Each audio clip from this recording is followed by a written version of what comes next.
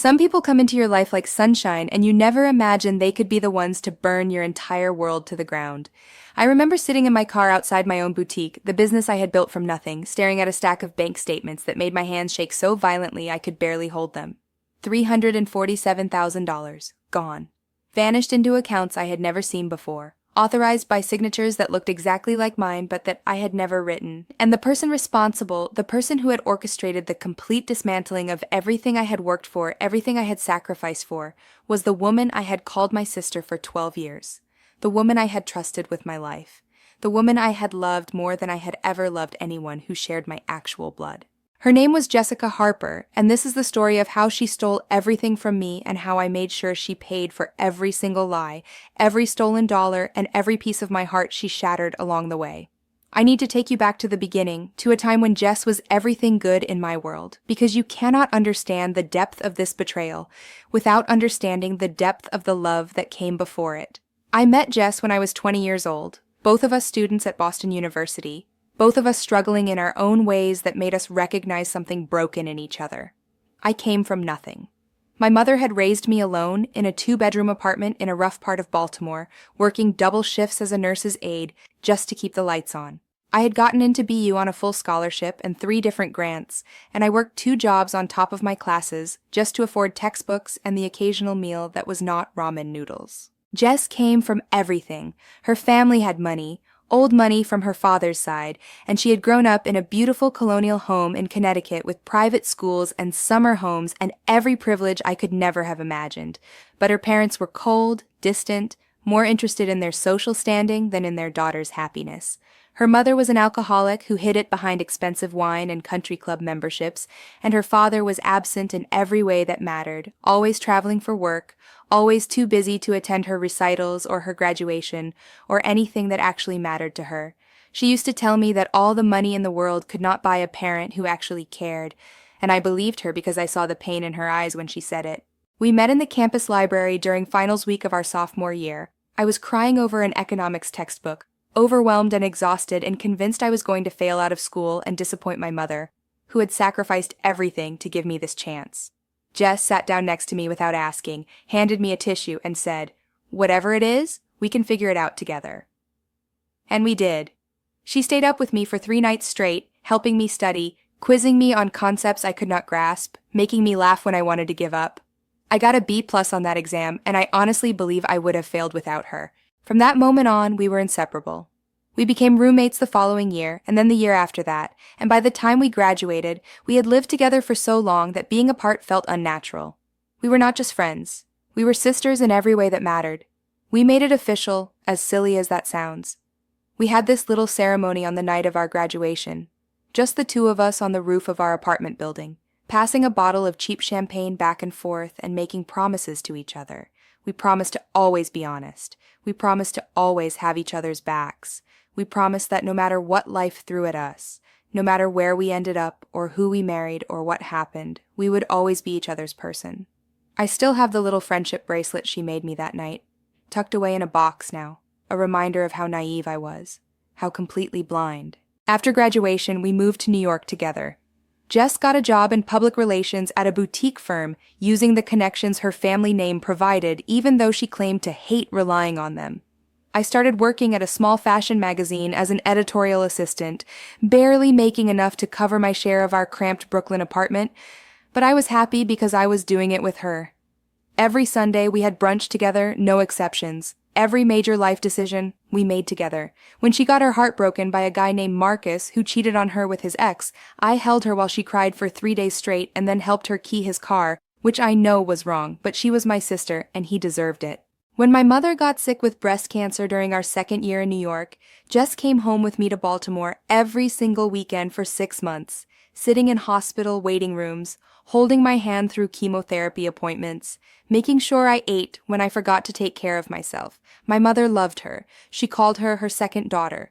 When my mother passed away after a brutal 2-year battle, Jess was the one who held me up at the funeral, literally held me up because my legs would not work. She was the one who sat with me in my mother's empty apartment afterward, helping me sort through a lifetime of memories. She was the one who told me that my mother would want me to live, really live, and that I had to honor her sacrifice by becoming everything she had dreamed I could be. That was the moment I decided to start my own business. I had always loved fashion, and I had always had an eye for style and trends, and I was tired of working for other people who did not recognize my value. I wanted to open a boutique, a place that sold affordable but stylish clothing for professional women, the kind of woman my mother had been, working hard every day but deserving to feel beautiful while doing it. Jess was my biggest cheerleader. She helped me write my business plan. She came with me to pitch to investors. She was there the day I signed the lease on a tiny storefront in Brooklyn, crying happy tears and telling me she had always known I would do something amazing. I named the boutique Miriam's after my mother, and for the first 3 years, it was a struggle. I worked 18-hour days. I slept on a cot in the back room more nights than I slept in my own bed. I reinvested every penny of profit back into the business, living on almost nothing. But slowly, it started to grow. I hired my first employee, then my second. I expanded into a bigger location. I launched an online store. By the time I was 28, Miriam's had become a small but thriving business with 3 locations across Brooklyn and Manhattan and a loyal customer base that believed in what I was building. That was also the year I met Daniel. Daniel was a financial analyst at a firm in Manhattan, and we met at a networking event that Jess had dragged me to, insisting I needed to get out more and stop treating the boutique like my only relationship. He was kind and funny and genuinely interested in my story, not because I was pretty or because he wanted something from me, but because he actually cared about the person I was and the business I was building. We dated for 2 years before he proposed, and Jess helped him plan the entire thing.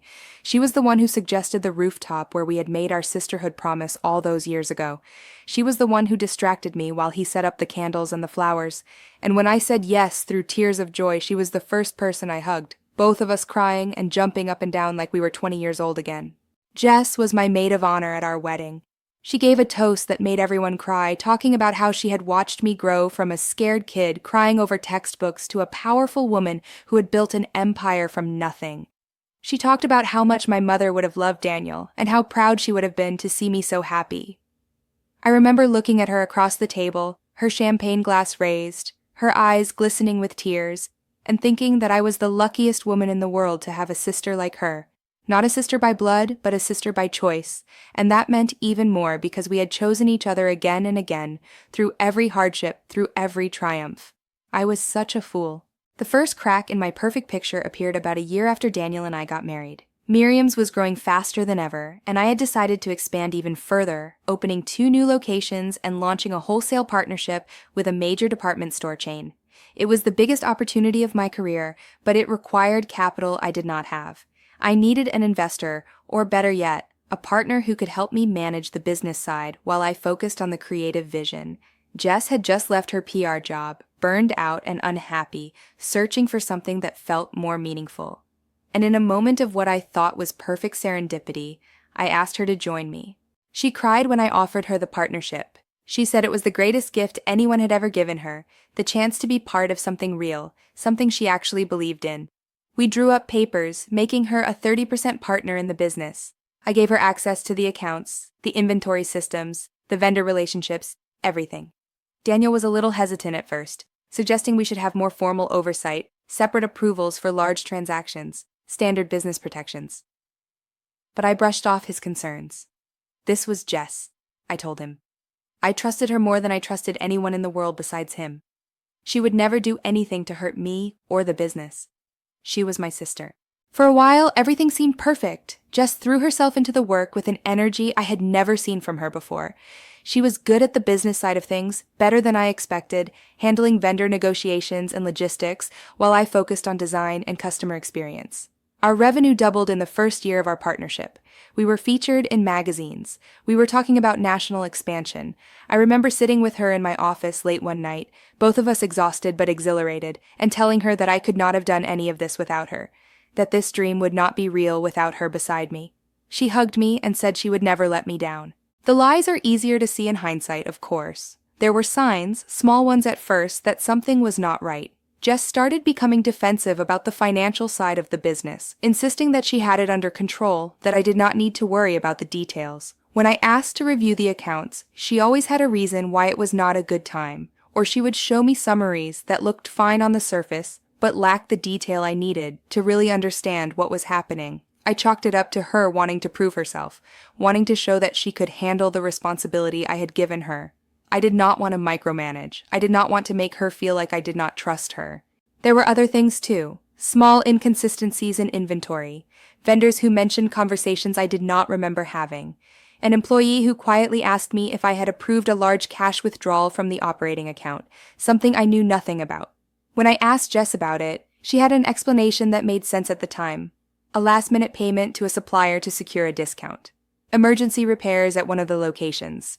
Things that could have been true, and so I believed her because believing her was so much easier than considering the alternative. The real trouble started when I noticed changes in her behavior toward Daniel. Jess had always been friendly with my husband, of course. They were both important people in my life, and I wanted them to get along. But somewhere along the way, the friendliness started to feel like something else. I would catch her watching him with an expression I could not quite read. She would find excuses to text him directly, about the business or about surprise plans for me, always with a reasonable explanation, but the frequency felt wrong. At a dinner party at our apartment, I walked into the kitchen to find them standing close together, their conversation cutting off abruptly when I appeared. Jess laughed it off, saying she was asking his advice about an investment, and Daniel seemed uncomfortable but did not contradict her. I told myself I was being paranoid. I told myself that jealousy was an ugly emotion, unworthy of the relationships I had with both of them. I trusted my husband. I trusted my sister. They would never betray me like that. The very thought was absurd. It was Rachel who first planted the seed of real doubt. Rachel Torres had been my friend since high school, one of the few connections from my old life in Baltimore that I had maintained over the years. She had known me before Jess, before the boutique, before any of it. She had never been Jess's biggest fan, something I had always attributed to a kind of territorial jealousy, Rachel not wanting to share me with this new person who had become so important in my life. But Rachel was not the jealous type, and looking back, I think she saw things that I was too close to see, too in love with my chosen family to recognize the cracks. She came to visit me in New York about 18 months into my partnership with Jess. We went to dinner at a restaurant near my apartment, and after a glass of wine, she took my hand across the table and said something that made my blood run cold. She said she had seen Jess a few months earlier, at a hotel in Philadelphia where Rachel had been attending a conference for her job. Jess had been in the lobby bar, late at night, sitting very close to a man Rachel did not recognize. They had looked intimate, Rachel said, familiar with each other in a way that seemed significant. When Rachel tried to approach and say hello, Jess had seen her coming and quickly left with the man, almost like she was trying to avoid being seen. I made excuses for her immediately, reflexively. Jess traveled for business all the time. Maybe it was a vendor meeting that ran late. Maybe it was an old friend I did not know about. There were 100 explanations. But Rachel's expression told me she did not believe any of them, and somewhere deep in my chest, a tiny seed of suspicion took root and refused to die. I started paying closer attention after that. I started asking more questions about the finances, pushing past Jess's deflections, insisting on access to the accounts I should have been reviewing all along.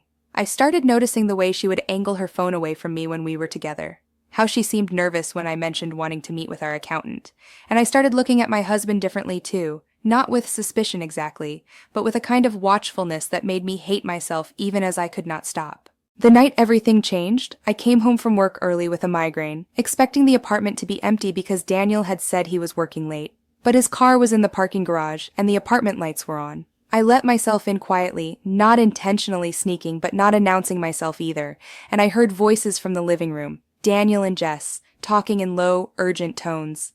I stopped in the hallway, just out of sight, and I listened. And what I heard made the foundation of my life start to crumble beneath my feet. Jess was crying. She was telling Daniel that she could not keep doing this, that the guilt was eating her alive, that she had never meant for it to go this far. Daniel sounded strained, uncomfortable, telling her she needed to tell me the truth before it was too late, that I deserved to know, that he was not going to lie to me anymore. My first thought, my terrible first thought, was that they were having an affair, that my husband and my sister had been sleeping together behind my back. The pain of that possibility was so immense that I could barely breathe. I stepped into the doorway, ready to confront them, ready to scream and cry and demand answers. But the truth was so much worse. When they saw me, Jess went pale. Daniel looked relieved, almost, like he had been waiting for this moment. And then the story came out, piece by piece, a confession that destroyed everything I thought I knew about the woman I had loved like a sister for more than a decade. The man Rachel had seen in Philadelphia was named Marcus Chen, and he was not a business associate or an old friend. He was Jess's partner in a scheme that had been going on for almost 2 years, ever since I had made her a partner in my business. Jess had been systematically stealing from Miriam's, siphoning money from the accounts into offshore holdings that she and Marcus controlled.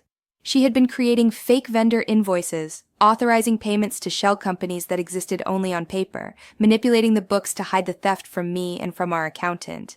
She had exploited every ounce of trust I had given her, used the access I had provided to slowly, methodically drain the business I had built from nothing. But that was not all. When Daniel had started asking questions about some irregularities he noticed in our personal finances, Jess had panicked. She had tried to seduce him, tried to compromise him, hoping that if she could make him complicit in an affair, he would be too ashamed to expose her. Daniel had rejected her. He had been horrified, he told me, and he had been trying to figure out how to tell me what was happening without proof, without understanding the full scope of what she had done. He had been gathering evidence, he said. He had been trying to protect me, to figure out how deep the betrayal went before he broke my heart with it. I stood there in my living room looking at the woman I had called my sister, the woman who had held me when my mother died, the woman who had made me believe in the power of chosen family, and I felt something inside me die. Not just the love I had felt for her, though that died too, but something deeper, some fundamental belief in my own judgment, in my ability to know who to trust.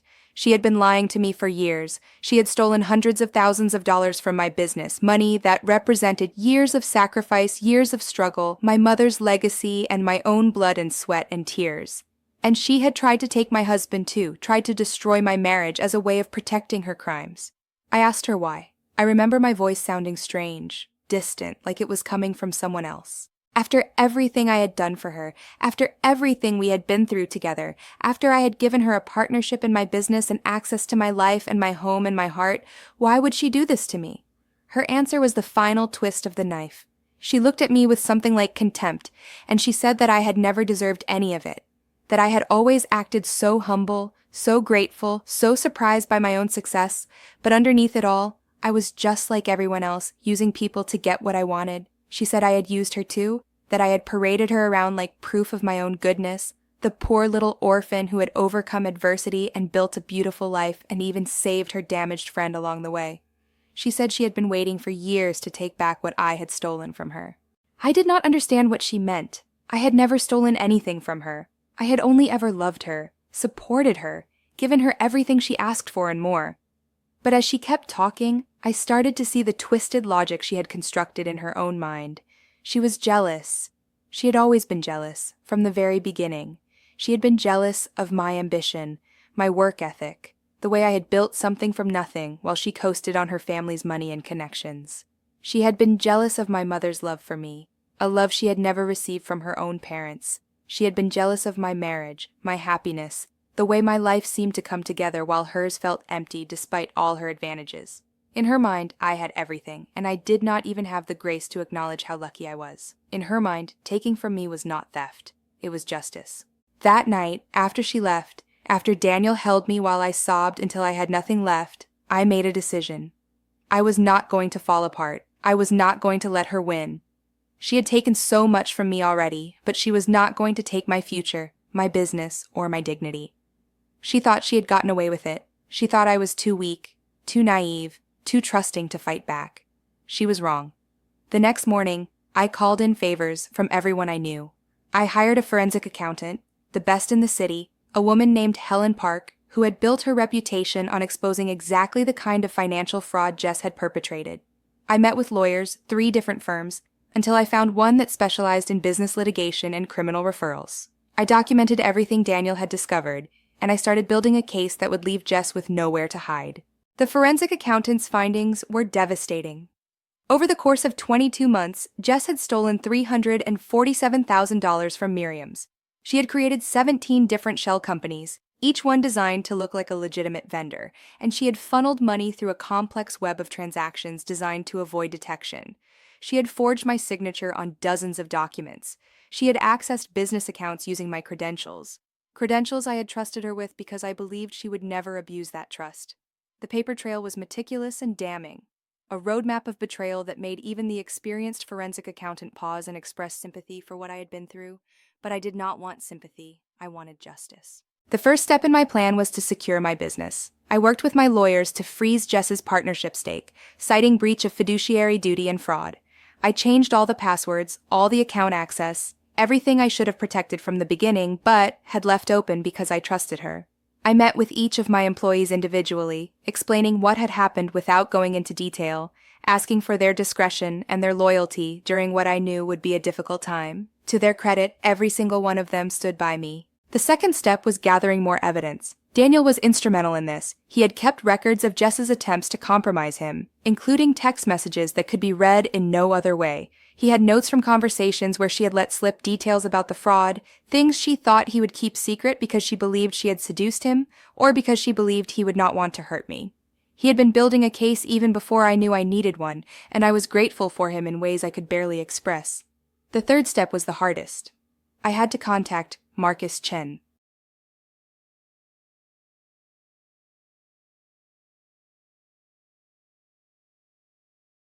It took my private investigator, a former FBI agent named Tom Brennan, whom I hired through my lawyer's recommendation, about 3 weeks to track Marcus down.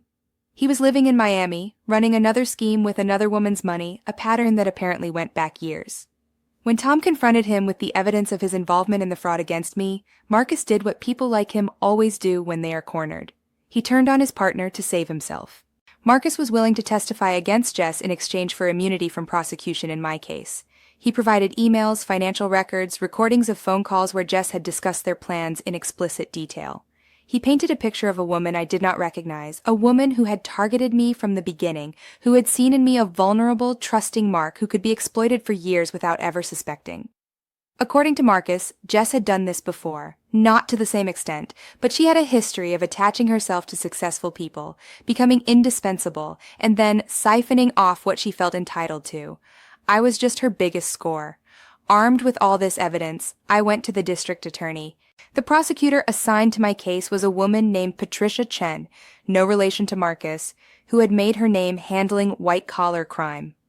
She reviewed my evidence with growing disbelief, telling me that in 20 years of practice, she had rarely seen a case so thoroughly documented. The fraud was clear, the forgeries were clear, the theft was beyond dispute. She was confident she could secure an indictment, and she was pursuing maximum charges. But legal justice was not enough for me. Jess had not just stolen my money. She had stolen my reputation, my trust, my sense of self. She had spent years pretending to love me while secretly despising me, and she had left me questioning every good thing I had ever believed about her, about myself, about my ability to judge the people in my life. I needed her to understand what she had done. I needed the world to understand. I started with her family. Her parents, the cold and distant people she had always complained about, were still very much part of Connecticut high society. They cared about appearances above all else. I wrote them a letter, not angry but measured, laying out exactly what their daughter had done, including the forged signatures, the shell companies, the attempted seduction of my husband. I included documentation. I told them that criminal charges were coming, and that I wanted them to hear the truth from me before they heard it from the media. Her mother called me 3 days later, crying and apologizing, saying she had always known Jess was troubled, but she had never imagined it could go this far. Her father never called, but I heard through mutual connections that he had cut Jess off financially, disowning her in all but legal terms. For a woman who had always resented her parents' coldness, but also relied on their money as a safety net, this was a significant blow. Next, I reached out to the professional networks Jess had cultivated over the years. She had maintained friendships with influential people in PR and media, people she had met through her old job, people she had schmoozed at industry events. I did not spread gossip or make accusations. I simply let people know quietly that Jess was facing serious criminal charges for fraud and embezzlement, and that I had evidence documenting years of calculated theft. Word spread quickly. Doors that had been opened to her slammed shut. Opportunities she might have used to rebuild her life evaporated before she could reach for them. The media attention came next, and I did nothing to encourage it, but I did nothing to stop it either. A business journalist who covered the retail industry reached out to me for comment on rumors she had heard about fraud at my company. I gave her a carefully worded statement confirming that we had discovered criminal activity by a former partner, that we were cooperating with law enforcement, and that the business remained strong and committed to its customers. The resulting article was devastating for Jess, naming her as the accused fraudster, detailing the scope of the theft, mentioning the federal charges that were now being considered in addition to the state prosecution. Jess tried to fight back. She hired a lawyer who attempted to paint me as a vindictive business partner trying to push her out, suggesting that any financial irregularities were the result of poor record-keeping rather than intentional fraud. But the evidence was too strong. The shell companies were too clearly linked to her. The forged signatures were too obviously not mine. And Marcus's testimony, offered in exchange for his immunity deal, was too damning to explain away. The trial lasted 3 weeks. I testified for 2 full days, walking the jury through the timeline of my relationship with Jess, the trust I had placed in her, the signs I had missed, and the devastation I had felt when the truth emerged. I cried on the stand, not for sympathy, but because the pain was real and impossible to hide. I told them about my mother, about the boutique I had named in her honor, about the years of struggle and sacrifice that Jess had tried to reduce to a source of easy money for herself. The defense tried to paint me as naive, as someone who should have been more careful with her business, as someone who bore responsibility for the fraud by being too trusting. But the prosecutor was prepared for this. She walked the jury through the deliberate steps Jess had taken to deceive me, the expertise she had demonstrated in covering her tracks, the sophistication of a scheme designed specifically to exploit the trust of someone who loved her. This was not carelessness, the prosecutor argued. This was predation. The jury found Jess guilty on all counts: fraud, embezzlement, forgery, criminal breach of fiduciary duty. The judge sentenced her to 8 years in federal prison with eligibility for parole after 5. She would also be required to pay full restitution, although I knew she did not have the money. Her family's financial support was gone. Her assets had been frozen. The life she had tried to build on my stolen money was in ruins. When the verdict was read, I felt something I had not expected. Not satisfaction, not triumph, but a kind of hollow relief. The nightmare was over. The woman who had betrayed me would face real consequences. But no verdict could give me back the sister I thought I had. No prison sentence could restore the years of trust she had exploited. I had won, but winning felt like surviving, not like victory. In the months that followed, I focused on rebuilding. The business had suffered during the legal proceedings, not fatally, but significantly. Some customers had been shaken by the scandal. Some vendors had gotten nervous. I threw myself into the work of restoration, reaching out to loyal customers, securing new partnerships, proving that Miriam's was stronger than the betrayal it had survived. Daniel was my rock through all of it. Our marriage, which I had feared might not survive the strain of what Jess had done and what she had tried to do, emerged stronger than before. He had chosen me, even when Jess had tried to tempt him away. He had protected me, even when it meant risking my anger by investigating someone I loved. We went to therapy together, working through the trust issues that Jess had left in her wake, and we came out the other side with a bond that felt unbreakable.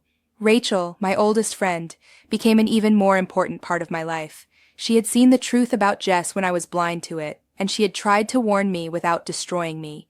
I owed her an apology for the years I had dismissed her concerns, and she forgave me without hesitation. She said she would never say I told you so, and she never did. The hardest part of the aftermath was learning to trust again. Not just other people, but myself. I had been so wrong about Jess. I had believed in her so completely. How could I ever trust my own judgment again? How could I be sure that the next person I welcomed into my heart would not hurt me just as badly? The answer came slowly, over months and years. I learned that trust is a choice, not a guarantee.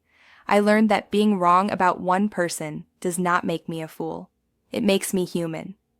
I learned that vulnerability is not weakness, and that the alternative, closing myself off entirely, would be the real victory for someone like Jess. She wanted to break me. She wanted to make me hard and bitter and alone, and the best revenge I could have was to refuse to become what she had tried to make me. 3 years after the trial, I opened the 5th location of Miriam's. It was the largest yet, a flagship store in Manhattan that represented everything I had dreamed when I started this journey. I held a launch party and invited everyone who had stood by me through the hardest time of my life. Daniel was there, and Rachel, and the employees who had believed in me when believing was hard. My mother was not there, but I felt her presence anyway, and I knew she would have been proud. I gave a speech that night, standing in the middle of my beautiful store, surrounded by people who had earned my trust through actions rather than words. I talked about resilience, I talked about the importance of surrounding yourself with people who lift you up rather than tear you down, and I talked about the woman who had once been my sister, not with anger, but with a kind of distant sorrow for what she had chosen to become. I never visited Jess in prison. She wrote me letters, first angry and accusatory, then gradually more remorseful as the reality of her situation sank in. She apologized. She begged for forgiveness. She said she understood now what she had done, and she was so sorry. I read every letter, and I felt nothing. Not anger, not satisfaction, not even pity. Just emptiness where the love used to be. I learned through legal channels that she was released after serving 5 years. She tried to contact me once, a few months after her release, leaving a voicemail on my business line. She said she wanted to meet, to apologize in person, to try to explain. I never called back. Some bridges, once burned, cannot be rebuilt. Some wounds, once inflicted, can never fully heal. I had moved forward, and forward did not include her. The last I heard, Jess was living in a small town somewhere in the Midwest, working at a retail store for minimum wage, a far cry from the life she had once imagined for herself. Her family had never taken her back. Her professional reputation was destroyed. The friends she had cultivated had abandoned her when she was no longer useful. She had ended up alone, which was exactly what she deserved, but I took no joy in it. I was too busy living my own life to spend time thinking about hers. Daniel and I have a daughter now. Her name is Miriam, after my mother, and she is the greatest joy of my life. When she is old enough, I will tell her the story of her grandmother, the woman who sacrificed everything so her daughter could have a better life.